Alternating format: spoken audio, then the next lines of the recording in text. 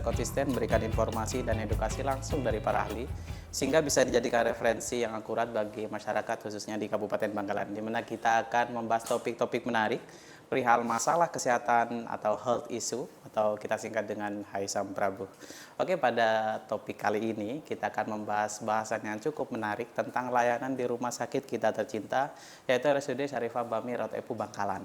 Layanan instalasi forensik dan pemulasaran jenazah. Di mana hadir bersama kami narasumber yang luar biasa, eksternal maupun internal.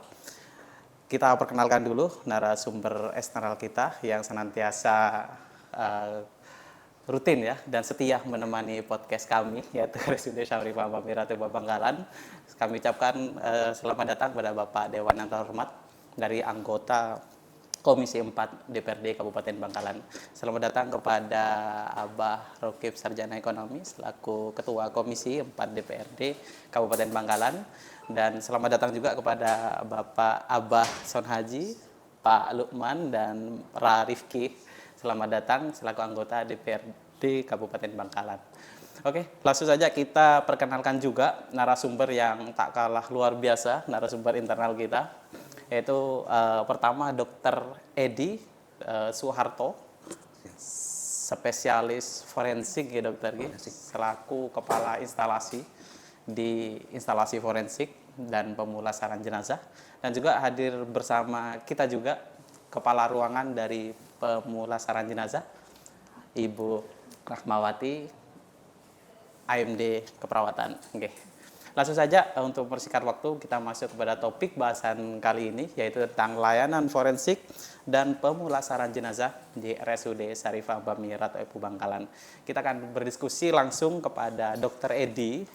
Nggih, dokter. Assalamualaikum. Saya dokter nggih. Waalaikumsalam. Nggih. Ini pertanyaannya cukup langsung kepada pengertiannya aja dulu dokter. Monggo bisa dijelaskan mungkin ke masyarakat Bangkalan, ke sahabat Haisam Prabu, tentang apa itu sih instalasi forensik dan apa itu pemulasaran jenazah. Karena kita paham stereotip di masyarakat ini tentang kamar mayat ya yang mereka kenal itu stigmanya tentang hal yang menakutkan, yang mistis. Mungkin bisa dijelaskan dokter seperti apa sebenarnya. Monggo silakan Dr. Edi. Terima kasih. Assalamualaikum warahmatullahi wabarakatuh. Waalaikumsalam warahmatullahi wabarakatuh. Jadi memang orang kalau mendengar instalasi forensik itu seperti menakutkan, ya, yang seperti itu ya. Nah, tapi sebenarnya itu memang suatu keharusan harus punya. Karena ini berkaitan dengan masalah hukum. Ya. Jadi instalasi forensik itu adalah kalau istilah menurut Undang-Undang Nomor 17 tahun 2023 tentang kesehatan sudah berubah menjadi instalasi untuk pelayanan kedokteran untuk kepentingan hukum. Ya. Nah, jadi ini subjeknya adalah pasien sebagai subjek hukum, bukan sebagai pasien biasa. Jadi pasien ini sudah mempunyai status hukum baik tersangka ataupun korban. Nah, beda dengan pasien klinis biasa. Kalau pasien klinis biasa itu kan tidak punya status hukum. Nah, kemudian juga bedanya dengan pasien biasa, maka kalau pasien biasa kan perlu pengobatan, tapi kalau di kalau di pelayanan forensik itu tidak ada kita mengobati, tapi untuk menentukan kira-kira itu ada indikasi pidana atau tidak seperti itu.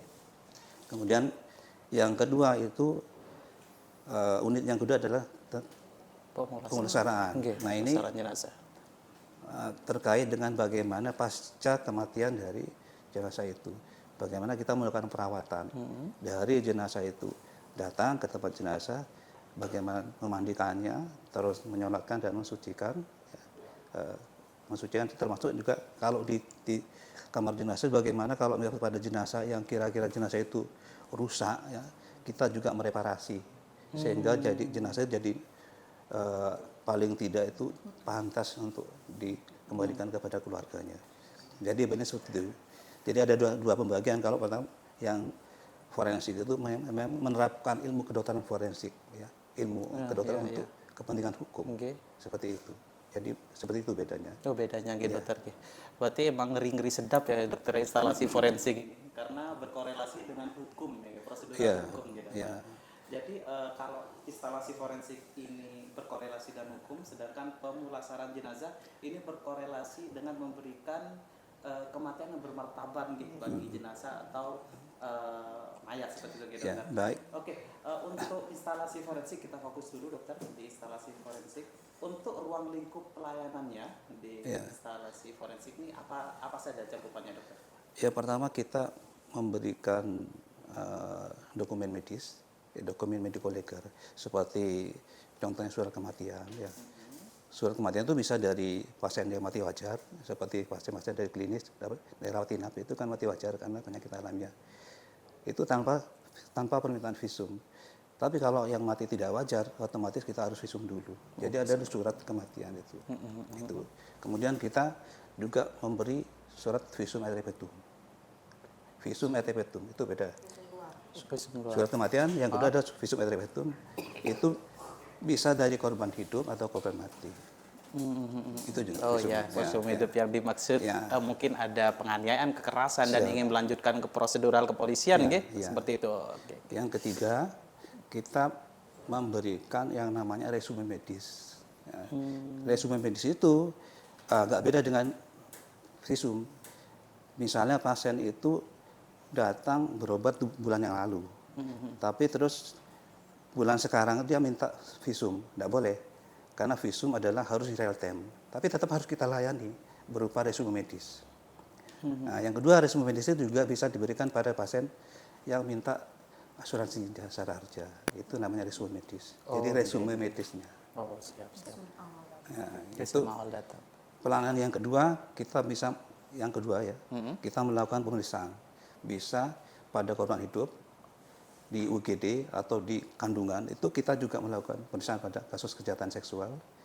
Kalau di UGD kasus penganiayaan seperti KDRT dan sebagainya. Ini korelasinya sama otopsi mungkin? Nanti. Nanti beda lagi. Ada dua. Pada korban hidup masih visum ini. Ya, masih ada korban hidup, ada korban mati. Kalau visum itu namanya forensik klinik.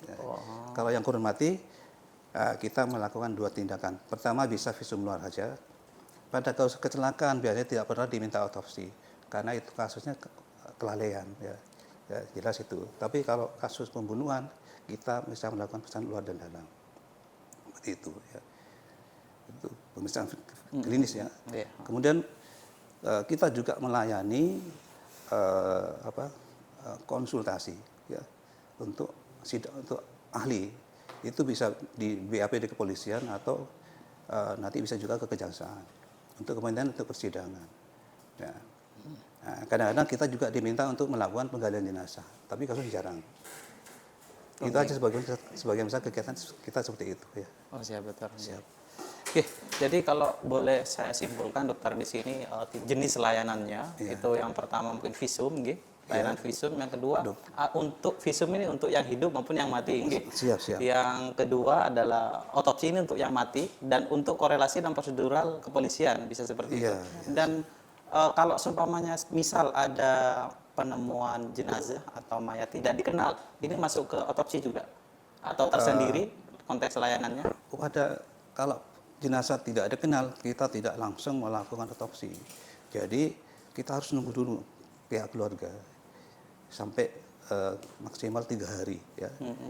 Jadi koordinasi dengan pihak kepolisian sama pihak rumah sakit untuk memberi informasi woro-woro ke masyarakat. Kalau misalnya sampai 3 hari, karena kita SOP-nya sampai 3 hari, maka kita melakukan penguburan di pemakaman umum. Biasanya di mana? Di Pancaran itu. Kita punya kaplinnya seperti itu. Oh, siap. Dari kami semua. Nah, kemudian kalau misalnya jenazah itu sudah membusuk, di mana kita harus melakukan identifikasi, maka kita melibatkan inafis dari kepolisian. Ya, seperti itu kira-kira. Kalau seumpama sudah temuan jenazahnya sudah membusuk, misalnya sudah ditemukan ternyata diidentifikasi jenazah ini sudah meninggal sampai 12 hari, itu kan sudah proses pembusukan, itu harus koordinasi dengan kepolisian karena tidak bisa dilacak ya kecuali intinya gini, kalau Mr. itu kita juga selalu melibatkan kepolisian. Namanya inafis ya. Kita punya tim. Ya. Tim forensik sendiri, tim inafis, dan kami tim pemulasaran jenazah. Ya. Oke. Oke, biar lebih spesifik dokter, ini ada layanan visum cukup menarik sekali. Mungkin bisa dijelaskan dokter seperti apa proseduralnya sebelum nanti saya bergeser kepada anggota dewan. Mungkin ada yang ingin dikonfirmasi. Bagaimana dokter prosedural visum ini? Karena ini cukup menarik sekali melihat sekarang ini zaman era sosmed di mana semuanya itu bisa diakomodasikan. Karena memang kita melihat dokter banyak sekali penganiayaan dan mereka itu bingung untuk bagaimana cara mendapatkan keadilan, dan salah satunya kan dengan visum ini dokter. Ya. Mungkin bagaimana bisa dijelaskan dokter? Nah, kalau ada permintaan visum berarti ada indikasi tindak pidana. Untuk meminta visum itu pertama korban yang terindikasi tindak pidana itu harus lapor dulu ke penyidik. Ya, penyidik tidak sembarangan, harus di BAP dulu. Polisi dulu berarti. Iya, apakah itu nanti kan di BAP sampai penyidik, apakah ini benar apa tidak. Nah, nanti setelah Butuh itu, visum atau tidak gitu dokter? iya, Oh, kan kadang-kadang belum tentu ada kejahatan di situ kan. Itu oke. keahlian Siap, polisi siap. seperti itu. Berarti rekomendasi kepolisian untuk visum itu Iya, setelah itu siap. baru mengantarkan ke kita. ke rumah sakit. Oh, siap, Jadi siap, dokter. visum itu tidak harus secara tertulis ya, tidak asal diantar begitu saja, harus tertulis, ditujukan kepada direktur. Ya, sedangkan korban adalah barang bukti, baik itu korban hidup dan korban mati itu harus diantarkan sama penyidik.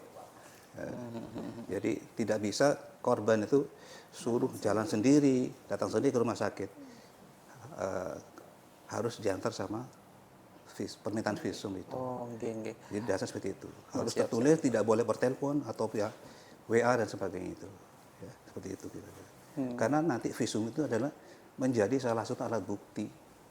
Ya, Instrumen bukti ya. ya alat bukti kan ada 5 ya. Benar-benar.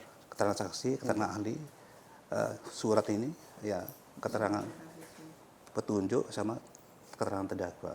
Nah, salah satu itu adalah visum itu yang berupa dokumen legal itu. Itu bisa menjadi barang bukti, laporan itu diterima dan ditindaklanjutin oleh kepolisian seperti itu. Dan gitu sahabat Haisam Prabu.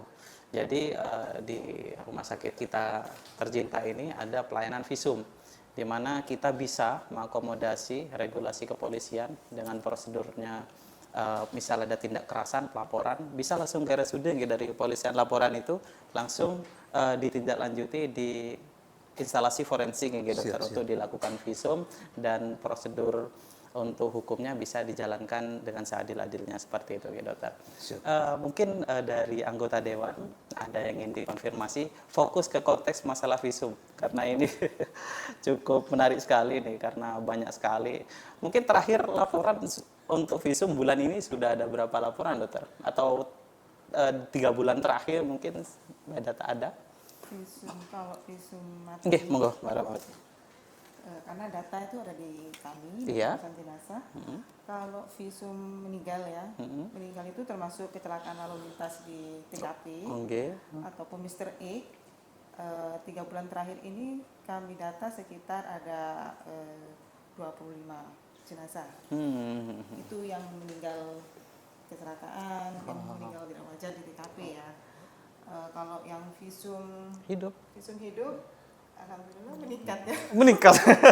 Berarti tindak kekerasan meningkat gitu. Sekitar 30 per tahun. Oh, 30 per tahun. Visum hidup itu bisa kekerasan, Oke. penganiayaan, bisa pemerkosaan. Oke. Itu mungkin ya sosialisasi peningkatan remaja ya, untuk anak-anak remaja khususnya ya. Ini kebanyakan usia remaja yang visum masuk ke kami. Oh, oke, menarik sekali.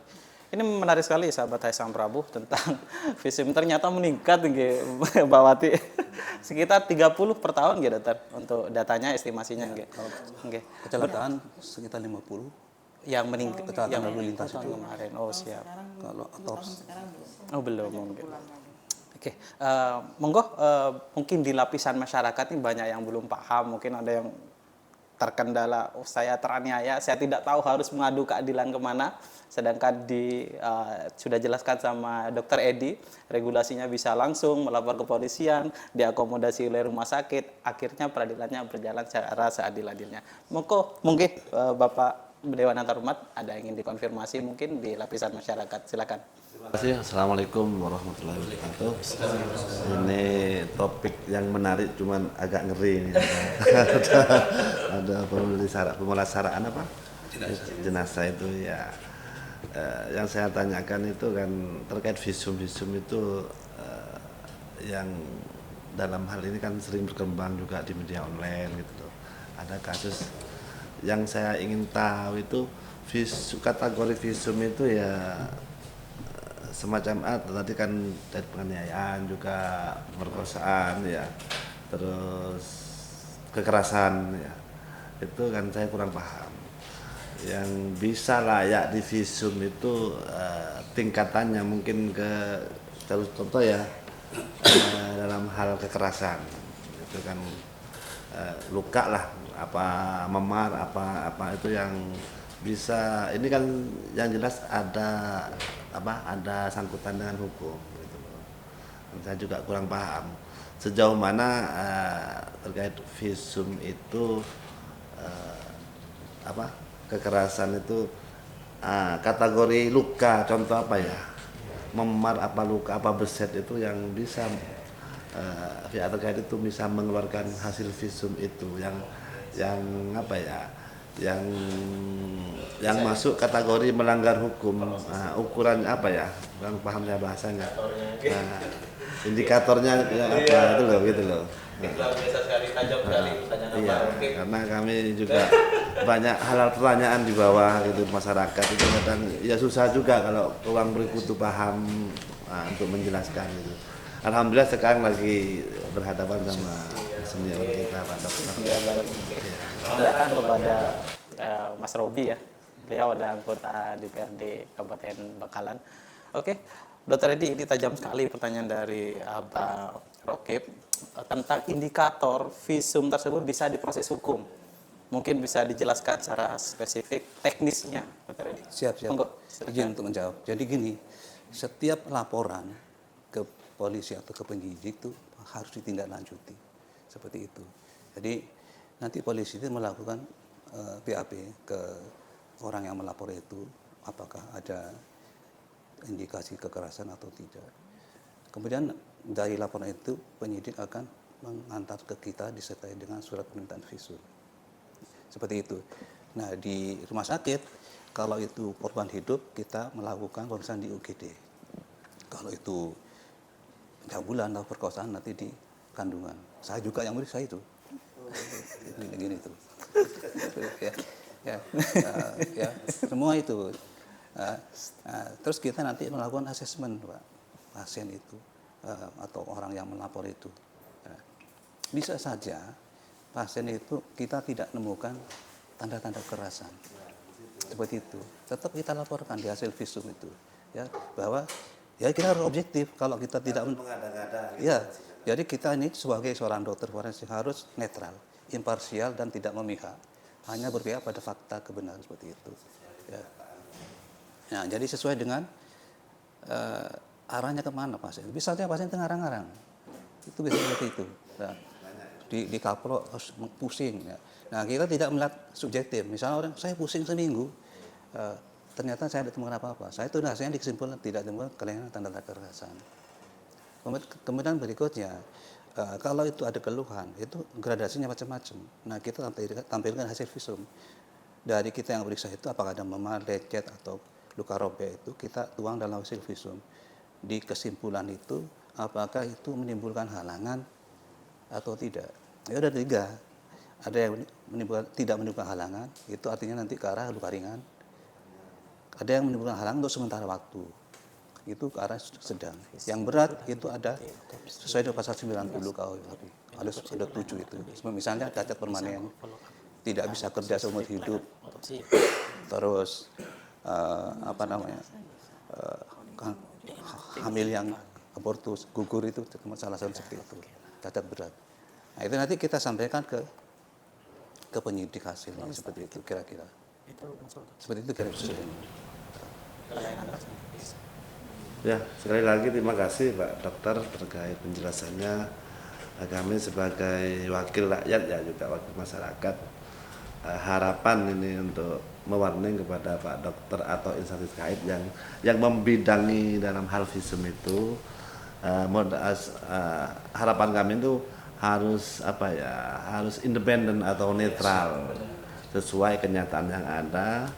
terus kondisi yang ada kan dalam hal ini kadang diarahkan ke arah politik gitu, kadang mengada-ngada juga, kadang yang berat juga diringankan, kan ada oknum biasanya. Nah, harapan kami sebagai harapan ke instansi terkait ini harus netral, adil lah. Kalau memang itu parah ya hasilnya ya diparahkan, kalau memang ringan ya diringankan gitu, sesuai kenyataan, sesuai apa itu hasil analisa yang ada gitu loh.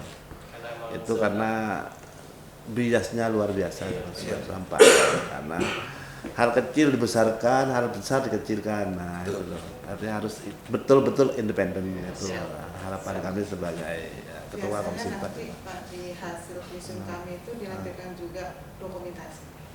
Ya. Ada luka apa tidak, nanti kita misalkan ada memar, nanti kita fokus ada memar apa tidak.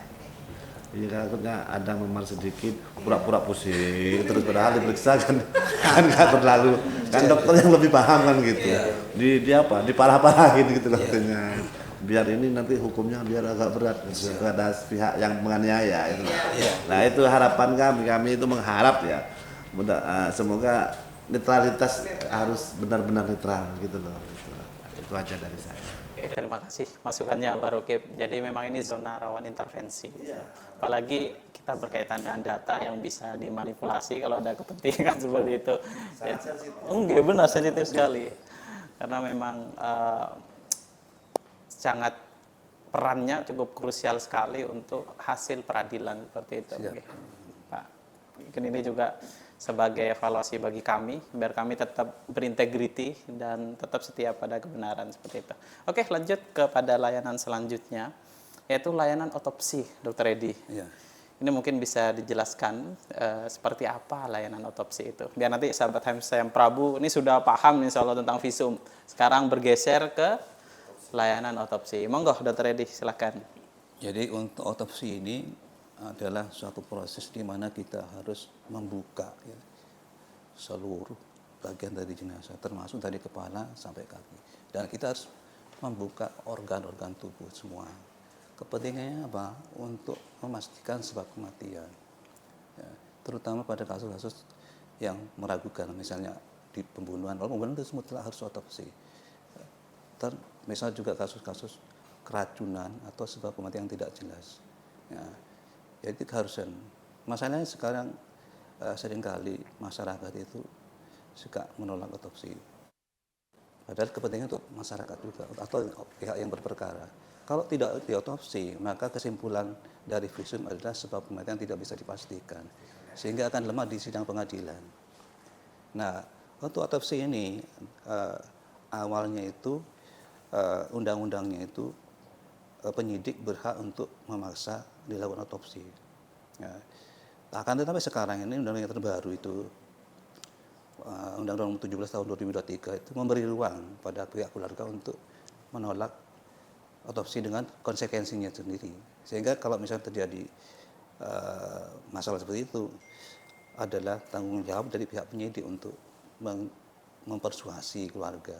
Karena kalau resikonya apa kalau misalnya tidak dilakukan otopsi akan lemah nanti sila pengadilan untuk membuktikan seperti itu. Sebenarnya masyarakat masih curiga segala macam. Wah, nanti kalau otopsi itu kita akan mengambil organ. Ya, tidak seperti itu. Imitnya di bawah kita itu. kembalikan lengkap organ itu ke tubuhnya semua. Nanti buat praktek itu nanti kosong itu diisi apa gitu. Nanti diambil dengan organ tubuhnya, nanti diisi apa di dalamnya, kosong itu nanti. Faktanya tidak seperti ini, Pak. Ya, jadi kita akan rapikan kembali seperti semula sehingga tampak bagus. Jadi tidak ada kita niat untuk mengambil organ, karena untuk mengambil organ tidak sembarangan. Izin Pak Ketua, saya tertarik dengan apa yang telah disampaikan Pak Dokter ini terkait forensik, apa namanya tadi, otopsi gitu ya. Kebetulan di keluarga ini ada pernah meninggal mendadak. Saya kumpulin semua keluarga, saya kalah sendirian. Yang lain menghendaki pasrah, sudahlah pasrah Kak, gak usah diotopsi, gak usah ini. Mungkin Bapak pernah mendengar kasus kematian keluarga saya Nizar Zahra itu ya, yang beliau mati mendadak. Kalau saya selaku politisi kan pikiran ini kemana-mana begitu Pak ya. Pas saya ditelepon awal saya dilantik tahun 19 kalau tidak salah, tahun berapa itu saya masih di gedung lama, saya ditelepon oleh istrinya, Kak, adiknya meninggal begitu ya, Mahnizar Zahra. Saya langsung aja ke Surabaya pada waktu itu, saya kumpulin keluarga itu semua. Ternyata gak ada yang mau. Saya ngotot ini harus diotopsi. Akhirnya saya disalahkan keluarga gitu. Sudahlah kita pasrahkan ke Allah. Nah ini untuk memberikan edukasi, memberikan pemahaman. Karena adik saya ini saya lihat kemarin sehat-sehat saja gitu. Tahu-tahu meninggal gitu. Kalau pemikiran politisi ini kan biasanya kemana-mana begitu ya. Ini pasti ada apa-apa kan begitu. Mohon penjelasan antaranya. Mestinya langkahnya seperti ini. Kalau misalnya ada kecurigaan seperti itu, tapi menurut ada gium forensik, setiap kematian mati mendadak itu dianggap sebagai mati tidak wajar sampai terbukti wajar, sampai terbukti sebaliknya. Dengan cara apa? Harus otopsi. Nanti di otopsi akan perlu pemeriksaan tambahan, misalnya toksikologi dan patologi anatomi. Ya, tidak bisa kadang-kadang kalau kita lihat mati wajar itu tampak luarnya itu kita tidak bukan apa-apa, karena itu bukan kekerasan. Jadi mestinya itu harus dirembuk dulu antar keluarga dan dikomunikasikan dengan penyidik atau polisi. Seperti itu. Mestinya itu. Ya kalau misalnya kita tanpa otopsi, sebab kematian tidak bisa dipastikan. Jadi surat kematiannya tidak punya arti apa-apa, hanya mati mendadak seperti itu saja. Iya. Secara teori kalau mati mendadak itu termasuk mati yang dianggap mati tidak wajar. Seperti itu. Yang terakhir, asumsi di masyarakat terkait visum, autopsi begitu ini kan perlu biaya begitu ya. Ini masyarakat loh ya. Mungkin kalau dalam regulasi yang ada, visum autopsi ini kan dibiayai oleh negara kan begitu ya. Perlu edukasi atau perlu penyeimbang pemikiran terkait ini sehingga masyarakat dipaham dan tidak takut ketika mendengar kematian visum atau autopsi. Lebih celakanya lagi apalagi pemulasaran begitu ya. Saya sempat bayangkan tadi di rumah dikontrol oleh Mas Yitno urusan kematian Kak Son dan Mas Rifki katanya. Saya sendiri saya gak berani, mendingan saya sesi pertama aja, yang penting bukan urusan kematian dan pemulasaran begitu ya. Begitu Pak, mohon penjelasannya gitu ya. Yang satu lagi, memang hal ini sangat dilematis Pak Dokter ya. Seperti yang disampaikan oleh Pak Dokter tadi itu ya, satu sisi itu keluarga sudah merelakan untuk tidak diotopsi. Seperti tadi itu, takut nanti hal-hal yang tidak, nanti janganlah kita ikhlaskan aja sama yang kuasa, yang maha kuasa, karena nanti kalau sampai di bedah-bedah itu nanti dikosongkan organ-organ tubuhnya kan itu. Yang satunya yang paham kayak hukum kayak tadi itu, ini harus biar tahu kejelasannya, penyebabnya gitu. Itu kan dilematis. Di sisi hukum itu harus diotopsi karena itu hal yang kurang wajar, kematian yang kurang wajar. Ya alhamdulillah tadi ada undang-undang Bapak tadi itu bahwa semua hal itu bisa dipasrahkan sama keluarga yang bersangkutan ya, dengan penuh risiko bahwa kalau memang keluarga itu tidak menginginkan untuk diotopsi ya kasus hukumnya penyebab sebenarnya nggak bisa gitu loh. Nah itu apakah dari pihak kepolisian itu harus harus mengadakan persuasi semacam itu?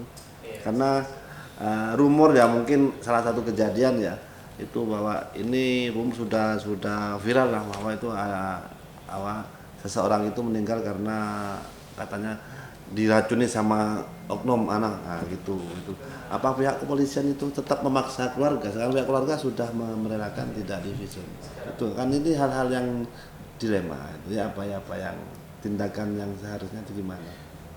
Kalau dulu sebelum ada undang-undang yang baru, yang undang kesehatan itu pasal 222 KUHP itu penyidik berhak untuk melaksanakan otopsi. Sebenarnya KUHP itu lebih tinggi daripada undang kesehatan.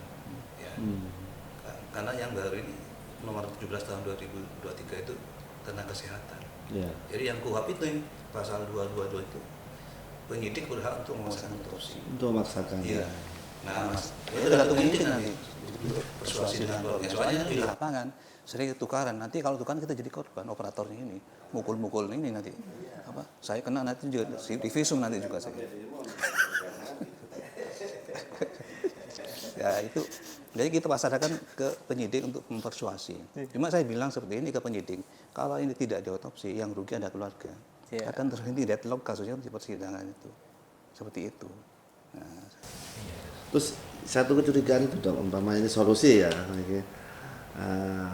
pihak keluarga itu harus ngotot tidak boleh diotopsi karena ya faktor tadi itu ketakutan, kecurigaan. Nah, seandainya pihak kepolisian memaksa bahwa salah satu keluarga itu menyaksikan tindakan itu, apa dari segi dari segi medis apa diperbolehkan?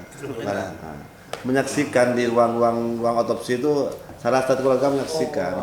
Saya mau asalkan saya takut. Dalam prosedural gimana dokter? Nah, itu apa? Dalam aturannya gimana? Apa bisa enggak kayak itu? Ini maaf sharing ya ini ya, karena saya mewakili masyarakat. Kalau ada pertanyaan kayak itu saya menjawab apa gitu loh. Gitu. Oke, saya ingin menjawab.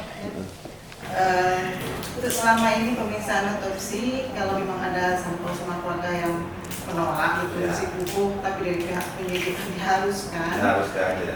Biasanya kami mengedukasi lagi ke keluarga. Boleh ikut satu orang untuk menyaksikan kami kerja, cuma ada beberapa persyaratan. Yang pertama tidak boleh memegang HP, takutnya kita didokumentasi. Yang kedua harus tenang, karena kami butuh konsentrasi. Kebanyakan yang sudah ikut, intinya tidak mengganggu kita waktu mengerjakan itu. Boleh ya? Boleh. Nanti kita kasih ID card. ID card ini berarti kita diperbolehkan masuk. Hanya satu orang, Pak. Biasanya kejadian yang sebelumnya kami lakukan tindakan otopsi, mereka tidak sanggup. Iya. Kalau sudah nyampe di dalam, kita tindakan membelah dada. Kebanyakan sudah angkat-angkat, Pak. Jadi ya mereka akhirnya pasrah sama kita kayak gitu. Sudah pernah mengalami? Iya, pernah. Satu sisi keluarga menginginkan untuk diotopsi dari pihak kepolisian karena ini ada sandungan hukum. Iya. Nah, itu gimana keluarga? Nah, pendekatannya apa langsung merelakan keluarga itu apa? Ya, pernah kalau dialami? Sudah ikut masuk, sebenarnya memang kami edukasi dulu, edukasi pelan-pelan. Ini akhirnya boleh ikut satu orang dengan catatan kita itu tidak mendokumentasi dan tidak membantu kami. Tapi rata-rata tidak ada yang mampu. Tidak ada yang mampu di dalam. Jadi ya nanti ujung-ujungnya mereka pasrah juga. Secara hukum sudah dibolehkan dari awal. Dibolehkan dengan beberapa syarat, karena itu ada suatu kebijakan. Seandainya motor tetap nggak mau, Pak. Ya hukum diam aja ya, nggak bisa maksa kan undang-undang tadi. Asalkan pihak keluarga merelakan tidak diotopsi, gimanapun dirayu di lobi nggak mau ya itu sudah tuntas di situ ya kasusnya. Dan kita siapkan surat untuk penolakan tindakan medis. Kita juga tidak ada tuntutan di kemudian hari. Karena otoritas hukumnya ada di keluarga. Iya, hukumnya kan keluarga. Jadi dengan kata masalah komunikasi lagi. Iya, semua kembali ke komunikasi. Oke, menarik sekali dokter pembahasan otopsi ini, banyak sekali. Mungkin dari anggota DPRD yang lain ada yang ingin dikonfirmasi Mas Waluma. Jadi harus diperhatikan sahabat Hasan Prabu bahwa otopsi yang dilakukan di instalasi forensik itu transparan gitu dokter. Siap. Bisa keluarga yang terkait pasti akan mendapatkan data yang valid seperti itu. Jadi jangan ragu-ragu untuk memanfaatkan instalasi forensik di RSUD Syam Prabu karena kami memang berkomitmen untuk bermanfaat bagi masyarakat di Kabupaten Bangkalan seperti itu kira-kira. Oke, langsung kita ke pelayanan yang selanjutnya, yaitu di pemulasaran jenazah. Sini dengan kepala ruangannya beliau Mbak Rahmawati, Bu Rahmawati, juga teman sejawat saya. Jadi gimana Mbak tentang pemulasaran jenazah? Ini bagaimana sih pelayanannya? Mungkin bisa dijelaskan ke sahabat Aisam Prabu dan masyarakat Bangkalan. Monggo, silakan. Baik, terima kasih Pak Alif untuk waktunya. Di pemulasan jenazah itu ada suatu proses ya, proses penanganan jenazah. Jadi di kami ini adalah penanganan jenazahnya mulai dari kami menerima jenazah, baik itu dalam rumah sakit maupun di luar rumah sakit.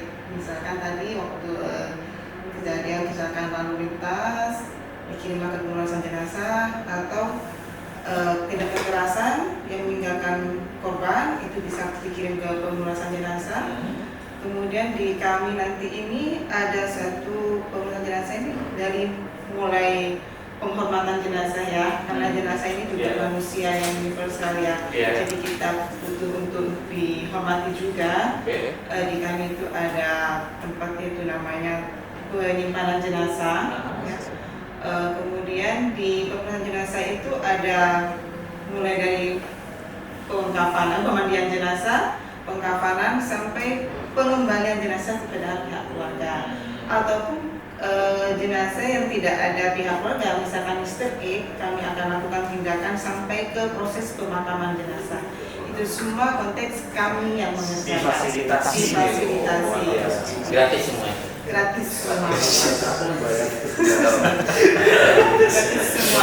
Misalkan pun juga dari dalam rumah sakit ada yang meninggal, oh kami tidak ada ketersediaan tempat, atau di kami ini keluarga jauh atau tidak ada keluarga dekat, bisakah di pemulasan jenazah kan di kamar jenazah? Bisa sekali. Difasilitasi sampai kami fasilitasi. Oh tidak. Belum. Sampai di mana ya? Sampai kita kembalikan pada jenazah ke keluarga. Jadi di kami nanti kami terima jenazah, kami lakukan pensucian jenazahnya, kami sudah bersertifikat dengan MUI cara memandikan jenazah yang baik dan benar. Dan jika korban minta sekalian disolatkan atau yang disolatkan di kamar jenazah, ada tim kami juga sudah siap, jadi semuanya free, tidak ada pembiayaan sampai kita kembalikan ke pihak keluarga. Ya, tidak mengumpulkan keluarga. Semua dari kafan, perlengkapan untuk jenazah itu dari pihak rumah sakit semua. Berbeda dengan meninggal dari luar, misalkan dari luar negeri, minta dimandikan di kamar jenazah, bisa kami lakukan. Ya, tapi tidak free karena tidak dari rumah sakit. Bisa. Kita beberapa kali juga menerima jenazah dari luar negeri, langsung mendarat ke kamar jenazah, kami lakukan tindakan. Setelah suci bersih, kami kembalikan lagi pada pihak keluarga. Ada layanan berbayar Green Heaven Rencana ini rencana ke depannya untuk memfasilitasi yang berkeyakinan berbeda. Mungkin yang belum konfirmasi, Mas Rifki atau Mas Robi silahkan. Oke, monggo Mas Rifki. Waktu yang ketiga, langsung saja Bapak Ibu. Jadi Ibu yang saya ingin tanyakan ini apa saja tahapan-tahapan dalam pemulasaran ini terkait untuk jenazah, yang kemudian lalu apa saja, bagaimana cara jenazah meninggal karena penyakit menular. Artinya gimana mekanismenya? Karena COVID. Ya, salah satunya mungkin dulu COVID ya. Terima kasih. Terima kasih Bapak untuk pertanyaannya. Alhamdulillah tim kami tempoh hari kejadian COVID-19 kami sudah bekerja sama dengan MUI dan sudah bersertifikat cara penanganan jenazah yang menular dan tidak menular.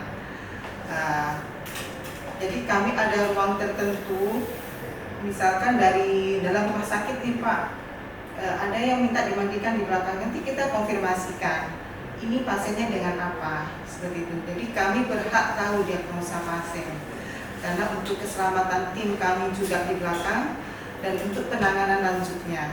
Jika di ruangan ini memberitahu kepada kami bahwa ini penyakit menular, maka kami akan mempersiapkan persiapan untuk pasien menular, karena di SOP kami pun juga sudah tertera. Misalkan kita butuh desinfektan, kita akan siapkan seperti itu. Jadi ada ruang khusus untuk penyakit menular. Tidak kita samakan dengan pasien yang non menular gitu. Jadi ada perbedaan juga. Dan penanganannya pun juga berbeda Pak. Jadi kita butuh APD lengkap, terus ada cairan desinfektan yang harus kita bersihkan seperti itu. Untuk tahapan-tahapannya seperti itu Pak. Jadi nanti diperlakukan khusus jika penyakit menular seperti itu. Itu termasuk yang merawat jenazah tadi ini khusus juga ya Bu? Iya, Yang kami khusus juga ya? dilengkapi dengan APD lengkap Pak. Baju khusus. Baju khusus juga. Enggak, maksudnya yang memandikan itu. Memandikan itu apakah sama dengan jenazah yang tidak menular tadi, tim-tim yang Oh kalau tim kami sama Pak. sama ya? Sama tim. Cuman yang membedakan perlakuannya aja. Oh iya. Perlakuan khususnya untuk pasien menular dan tidak Dengan menular. APD tadi itu. Iya. Jadi ini kan bisa untuk edukasi untuk masyarakat. Iya. ini. Iya. Baik, terima kasih. Sama-sama. Oke, jadi lengkap sekali ya Mbak Wati ya. Jadi sudah berkoordinasi dengan MUI, jadi untuk kredibilitas pemulasaran jenazah di RSUD Syarif Hamba Miratoibo Bangkalan itu sudah terpercaya dan sesuai dengan prosedural keagamaan yang ada, karena dipantau langsung oleh Majelis Ulama Indonesia seperti itu. Oke, mungkin Mbak Wati ada inovasi mungkin entah di instalasi forensik atau di pemulasaran jenazah yang akan masyarakat Haisam Prabu biar paham dan mengerti inovasi unggulan ini.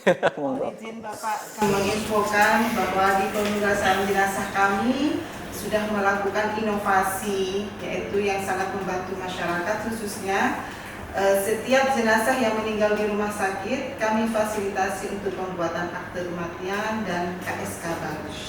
Jadi setiap jenazah yang meninggal di rumah sakit laporannya ke kami, nanti kita minta data tersebut kalau sudah lengkap kita kirim ke Dispenduk karena kita sudah bekerja sama dengan Dispenduk.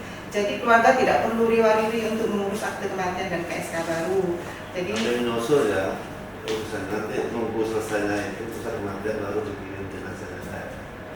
enggak. Jadi kami nanti kalau jenazah Pak langsung dapat surat kematian dari luar. Menunggu. Nanti saya yang digeruduk sama keluarga. Selain jenazah itu kan sudah dapat surat kematian dari ruangan, ini bisa dibawa pulang. Cuman untuk memperkuat itu kami buat akte kematian. Biasanya bagi yang PNS itu dibutuhkan akte kematian. Dan kami tambahkan dengan KSK baru. Jadi jenazah yang sudah meninggal dihapus, kita buatkan yang baru. Itu pun waktunya sangat singkat. Misalkan meninggal hari ini, nanti kita langsung laporan, hasil langsung keluar, kita langsung kirim by per WA. Itu wajib apa ditawarkan ke keluarga juga? Wajib juga. Tidak ditawarkan, tapi kita bantu. Langsung. Jadi semua yang berdomisili di Kabupaten Bangkalan, kami bantu semua. Harus ya. Ya, Yang meninggal di rumah sakit. yang meninggal di rumah sakit Pak, kalau di luar rumah sakit. Sangat luar biasa, mungkin ini masih statement dari saya. Tapi ini inovasinya sangat luar biasa, kebanyakan ya. Kalau keluarga meninggal itu gak sempat untuk ngurus kematian dan juga terekam. Mohon maaf, kadang di waktu pileg itu muncul data-data itu yang kan masih ada gitu. dimanfaatkan oleh itu. Dan juga harapan kami Pak Dokter dan sekalian ini terkait transparansi, kembali lagi ke transparansi untuk memulihkan kepercayaan. Ini saya kira agak PR kita bersama. Gimana masyarakat untuk bisa percaya penuh kepada Syarif Hambami khususnya ya. Jadi intinya kita semua ini membantu untuk mengedukasi juga, mensosialisasikan hal-hal yang baru juga. Kayak tadi itu, jangan sampai dibedah nanti diambil semua organnya.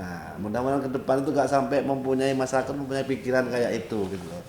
Nah itu kan juga PR kita bersama, mungkin tahap step by step lah, tahap demi tahap itu nanti pikiran masyarakat Bangkalan khususnya itu kepercayaan semakin mantap untuk untuk rumah sakit Syarif Hambami.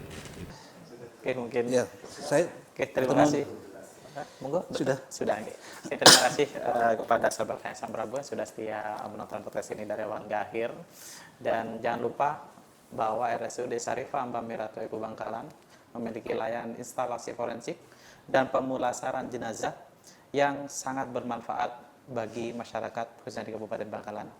Jadi itu pesan dari kami. Terus ikuti podcast ini untuk mendengarkan beberapa layanan terbaik RSUD Syarifah Mbak Mirato Ibu selanjutnya bermanfaat.